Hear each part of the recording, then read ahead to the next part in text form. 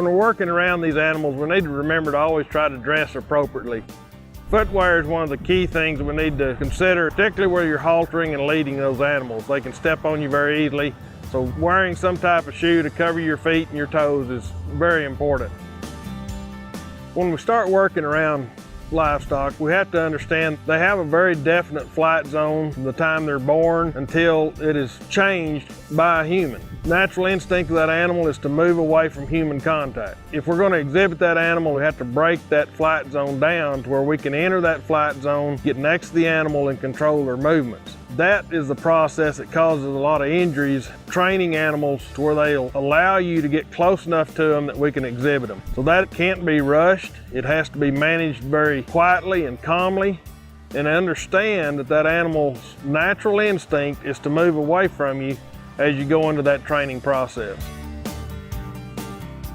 All animals are not going to act the same. Females, as they go into production, will behave differently. Intact males are another class of animals that present some real dangers, not only to the exhibitors, but to the people around them.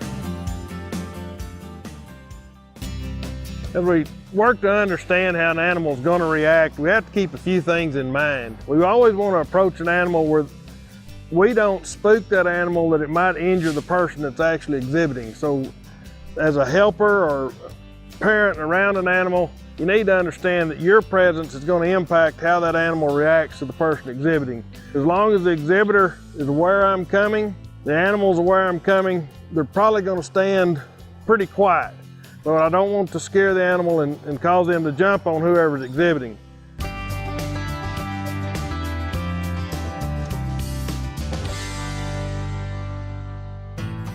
There's several areas on an animal that can cause some problems, what we'd consider danger points. Probably in show animals, one of the worst things is their feet. We see a lot of injuries that are due to an animal stepping on an exhibitor. The other big concern is their ability to kick. And so we have to be particularly careful about the hind legs on an animal. Most animals are not prone to kick unless they are startled or agitated. We can start predicting an adverse reaction by ears twitching, tails twitching. So anything associated with the legs we need to be careful about. When you pass behind them, you'd certainly want to stay close to their body. If they did kick, it would not be a severe blow, or you want to make sure that you walk way around the animal so if they do kick, they can't hit you or strike you with that rear leg. The other thing that causes some injury is just physical body mass. Even the smallest animal that we're exhibiting will exceed the weight of most people handling those animals, so they can jerk you down, run over you, pull away from you. The other area where you want to be cautious is working up here next to the front. The natural instinct of an animal is to jump and move forward. Now, if you think about how we exhibit livestock, we stand in front of them or slightly off to the side so they can run over you if they're startled. Another area that we have to be cognizant of as we work with livestock is the head. One of their natural instincts is to butt things that they're not comfortable with or they feel poses a threat. It's a good idea to get them accustomed to contact around their head. You're going to have to be messing with their ears, getting the halters on. But one thing you don't want to teach an animal to do is to push against you. If I were to actually get around and go to pushing on this heifer, I could teach her to butt me and to push against me. And that's something you don't ever want one of these animals to learn, is that they can strike you and try to butt you out of their way. So we have to create that comfort zone around their head, but we have to respect the fact that that is one of their weapons, just like their hind feet would be, and we don't want to teach them to use that against us. We've talked a little bit about the natural instinct of an animal, and they are a prey animal. In other words, if they are frightened, their natural instinct is to either fight or flee. Neither one of those work out very well when you're trying to hold on to a lead rope. So we need to make sure that this animal never perceives a person to be a predator. Oftentimes, an animal that's worked with an older person will not know what a small child is. And if you think about most predators, they're smaller in stature, smaller in size, and their movement's different. If we think about small children, as they see them approaching, they may become very aggressive and try to push that animal away from them in a fight mode.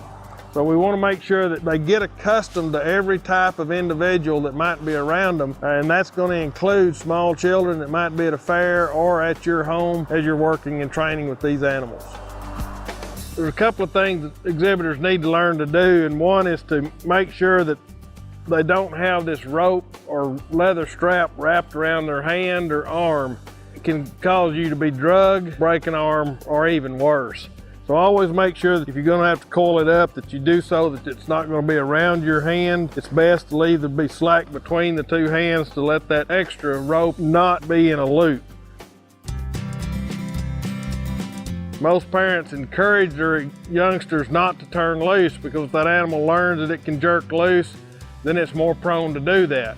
There's a fine line between holding on and making that animal work for you and not being smart, and you should turn loose. And that's a very difficult call to make. If you ever lose balance and start to stumble, you should turn loose and allow the animal to get away from you before you get on the ground.